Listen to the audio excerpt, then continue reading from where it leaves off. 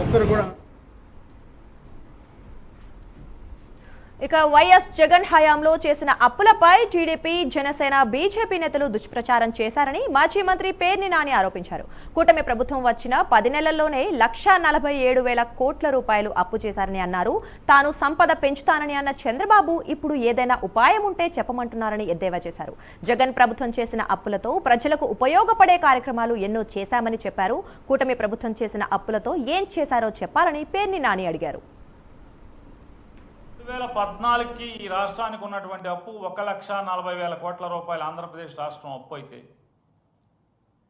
నారా చంద్రబాబు నాయుడు గారు, పవన్ కళ్యాణ్ గారు, భారతీయ జనతా పార్టీ ముగ్గురు కలిసి 2014లో వారు ఏర్పాటు చేసినటువంటి ప్రభుత్వం 2019లో జగన్మోహన్ రెడ్డి గారు ముఖ్యమంత్రి అయ్యే నాటికి 2,57,500 కోట్ల రూపాయలు అప్పులు చేయడం జరిగింది.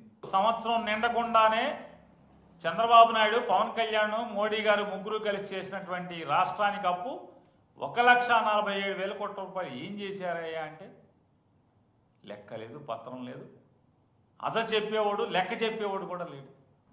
మీకు ఇచ్చిన హామీలన్నీ తీరుస్తానని చెప్తాడు. వాళ్ళ అబ్బాయి గారేమో మా నాన్న చెప్పిన మాటలు మేము అమలు చేయకపోతే మా కాలరు పట్టుకోండి అంటాడు. ఎన్నికల ముందు ఉత్తర కుమార ప్రగల్భాలు పలికారు, మాటలు కోటలు దాటినాయి. ఇవాళ అంటాడు చంద్రబాబు నాయుడు గారు నాకేం అర్థం కావట్లేదు, ఇచ్చిన హామీలు చూస్తే భయం వేస్తుంది అంటాడు, రాష్ట్రాన్ని చూస్తే భయం వేస్తుంది అంటాడు. అప్పులు చేయడానికి మాత్రం బరిదెగిస్తున్నారు. ఈయనకంట సంపద ఎలా సృష్టించాలో మెల్లగా చెవులో చెప్పాలంట. ఎవడికన్నా ఆలోచన తడితే సంపద ఎలా సృష్టించాలో చెవులో చెప్పాలంట. మరి ఎన్నికల ముందు చెప్పాల్సింది కదా ఈ మాట. చెవులో ఏం చెప్పాలో చెప్పేవాళ్ళు కదా, ఏం పెట్టి తిప్పాలో చెవులో పెట్టి తిప్పేవాళ్ళు. జగన్మోహన్ రెడ్డి గారు రాబోయే ఆదాయాన్ని చూపించి అప్పులు చేశాడు అని చెప్పి అవాకులు చవాకులు పేలినటువంటి పేపర్లు కానీ టీవీలు కానీ ఒక్కడు నోరెత్తట్ల. ఇవాళ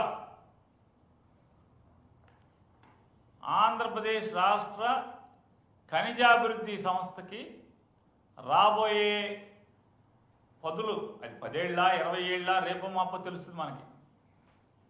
ఈ 9,500 కోట్ల రూపాయలు సుమారుగా 9%, 10%, 12%, ఇంక వడ్డీ కూడా తేలుతుంది రేపో మాపో. ఈ వడ్డీకి అప్పు తేటం అనేది అంటే జగన్మోహన్ రెడ్డి గారు చేస్తేనేమో బూతు. ఈ పసుపు పత్రికలు, పసుపు టీవీలన్నీ కూడా గోలగోల చేస్తాయి. పొద్దున ఒక డిబేటు, సాయంత్రం ఒక డిబోటి పెట్టి ఎవడగాడు వచ్చి అసలు మామూలు మెల్లో కండువాలు, నెత్తి మీద కర్చీపులు, టోపీలు పెట్టుకుని ఇష్టారాజ్యంగా మాట్లాడారు. 203 ప్రకారం అసెంబ్లీలో ఎవడు మంత్రి ఉన్నా మంత్రి డిమాండ్ ఫర్ గ్రాంట్స్కి ప్రతిపాదన పెడతాడు, దాన్ని మంజూరు చేసుకుంటారు. ఆర్టికల్ 204 ప్రకారం డిమాండ్ ఫర్ అప్రాప్రియేషన్ తీసుకుంటాం. ఈ రెండు ఒకరోజే తీసుకుంటాం. ఎప్పుడు బడ్జెట్ పెట్టినా కూడా demand for grants, demand for appropriation ఈ రెండు కూడా ఒకరోజే తీసుకుంటాం. ఆ రెండు పొందిన తర్వాత మాత్రమే ఎవరికైనా ఖజానాలో ₹1 ముట్టుకునేటువంటి అధికారం వస్తుంది.